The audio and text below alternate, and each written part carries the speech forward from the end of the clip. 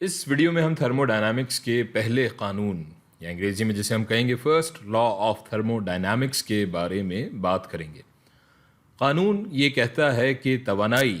نہ پیدا کی جا سکتی ہے نہ تباہ کی جا سکتی ہے، بلکہ یہ صرف تبدیل ہو سکتی ہے ایک شکل سے دوسری شکل میں، یا انگریزی میں جسے ہم کہہ سکتے ہیں ایک فارم سے دوسری فارم میں۔ ایک مثال کے ذریعے اسے سمجھنے کی کوشش کرتے ہیں۔ فرض کریں کہ ہمارے پاس ایک گیند ہے جسے ہم ایک سیدھ میں اوپر کی جانب پوری قوت کے ساتھ پھینکتے ہیں۔ یہ تیر کا نشان ظاہر کر رہا ہے اس گیند کی ویلوسٹی کو، اور جب ہم اسے اوپر کی جانب پھینکیں گے تو اس کی رفتار کم ہوتی جائے گی کشش ثقل کی قوت کی وجہ سے،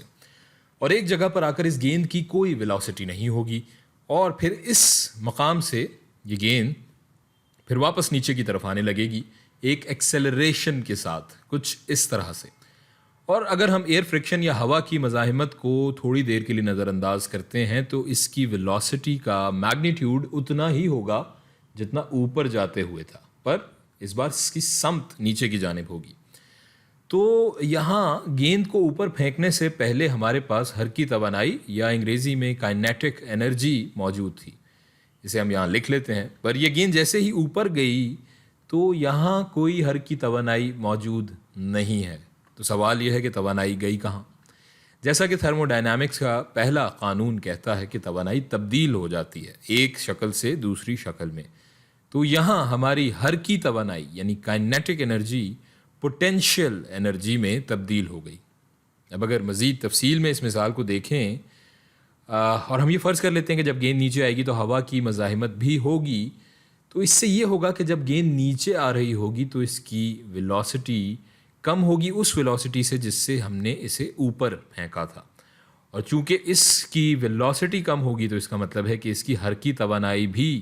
کم ہوگی جب یہ نیچے آ رہی ہوگی، کیونکہ ہم جانتے ہیں کائنیٹک انرجی کا جو فارمولا ہے کہ E = ½ mv²۔ تو اگر ویلوسٹی کم ہو رہی ہوگی تو ظاہر ہے کائنیٹک انرجی یا حرکی توانائی بھی کم ہو رہی ہوگی۔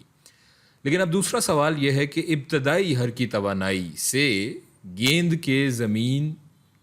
سے ٹکرانے کے وقت کی حرکی توانائی میں اتنا فرق کیوں؟ اور جو فرق ہے یہ توانائی کا، تو یہ بیچ کی توانائی آخر گئی کہاں؟ اب جب گیند زمین کی جانب واپس آ رہی تھی اور ہوا کی مزاحمت یا ایئر فرکشن موجود تھی، گیند ہوا کے ذرات کے ساتھ ٹکرا رہی تھی، اسی وجہ سے یہاں فرکشن یا رگڑ پیدا ہوئی، جس کی وجہ سے ہماری گیند نے ان ہوا کے مالیکیولز سے ٹکرا کر انہیں زیادہ وائبریٹ کرنے میں مدد کی۔ اور اگر ہم پچھلی ویڈیو کے نقطۂ نظر سے اس چیز کو دیکھیں جہاں ہم نے مائکرو اسٹیٹ اور میکرو اسٹیٹ کے بارے میں بات کی تھی، تو یہ گیند ایک طرح سے اپنی حرکی توانائی ان مالیکیولز کو دے رہی ہے، اس لیے اصل میں یہ توانائی غائب نہیں ہو رہی ہے بلکہ ہوا کے مالیکیولز میں منتقل ہو رہی ہے، جس سے ان ہوا کے مالیکیولز کی تپش میں، ان کے ٹیمپریچر میں، درجہ حرارت میں اضافہ ہوگا، اور یہ درجہ حرارت پہلے سے بڑھ جائے گا۔ اور اس طرح یہ جو ہم بات کر رہے ہیں کہ توانائی ہماری تباہ یا برباد نہیں ہوئی بلکہ تبدیل ہو گئی، اس مثال میں گرمی کی شکل میں۔ اب ویڈیو کے دوسرے حصے پر آتے ہیں ہم کہ کیسے ہم پتہ لگا سکتے ہیں کہ کوئی شے کتنی توانائی پر مشتمل ہے، یا انگریزی میں ہم اگر کہیں تو کتنی توانائی یا انرجی کنٹین کرتی ہے۔ اس سے ہم اندرونی توانائی یا انگریزی میں انٹرنل انرجی بھی کہتے ہیں۔ یہ ایک میکرو اسٹیٹ ہے اور اس سے ہم یو سے ظاہر کرتے ہیں۔ تو ہم اپنی پچھلی ویڈیو کی مثال پر واپس جاتے ہیں جہاں ہمارے پاس ایک گیس ہے، ایک ایسے کنستر میں جس کی چھت یا جو پسٹن ہے وہ حرکت پذیر ہے، اوپر نیچے حرکت کر رہا ہے، اور اس سے اوپر والی جگہ میں خلا ہے یا انگریزی میں جسے ہم ویکیوم کہیں گے۔ تو اندرونی توانائی یہ پوری توانائی ہے جو اس سسٹم کے اندر موجود ہے، یعنی اس کے اندر تمام مالیکیولز کی حرکی توانائی۔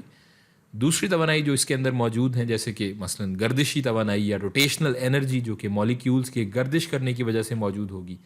اور اسی طرح اگر ہمارے پاس یہاں گیس کی بجائے کوئی ٹھوس شے ہوتی تو اس میں جو توانائی ہوتی وہ سب بھی اس انٹرنل انرجی میں موجود ہوتی ہے، کاؤنٹ ہوتی ہے، شمار ہوتی۔ تو ہم کہہ سکتے ہیں کہ اندرونی توانائی یا انٹرنل انرجی میں ہر وہ توانائی شامل ہوگی جو کہ ایک سسٹم کے اندر موجود ہوگی۔ اب ہم جانتے ہیں کہ توانائی اپنی شکل بدل سکتی ہے یا تبدیل ہو سکتی ہے ایک شکل سے دوسری شکل میں، اور اگر اندرونی توانائی بدل رہی ہے تو اسے ہم یہ جو تبدیلی ہے توانائی کی، اسے ہم ڈیلٹا یو سے ظاہر کریں گے. لیکن اہم بات یہ ہے کہ اگر توانائی تبدیل ہو رہی ہے تو اس کا مطلب یہ ہے کہ سسٹم کے ساتھ کچھ ہو رہا ہے، یا یہ سسٹم خود کسی شے کے ساتھ یا اپنی انوائرمنٹ کے ساتھ کچھ کر رہا ہے، یا کوئی توانائی شامل ہو رہی ہے یا اس سے منتقل ہو رہی ہے. تو اسے ہم میتھمیٹیکلی ریاضی کی شکل میں لکھ سکتے ہیں کہ delta U change internal energy is equals to Q minus W. یہ کیو جو ہے وہ ہیٹ کی انرجی ہے، منفی ورک ڈن یا کام، یعنی اندرونی توانائی کی تبدیلی برابر ہے گرمی کے جو سسٹم میں داخل ہوئی منفی اس ورک یا کام کے جو سسٹم نے کیا، انگریزی میں جسے ہم کہتے ہیں work done by the system.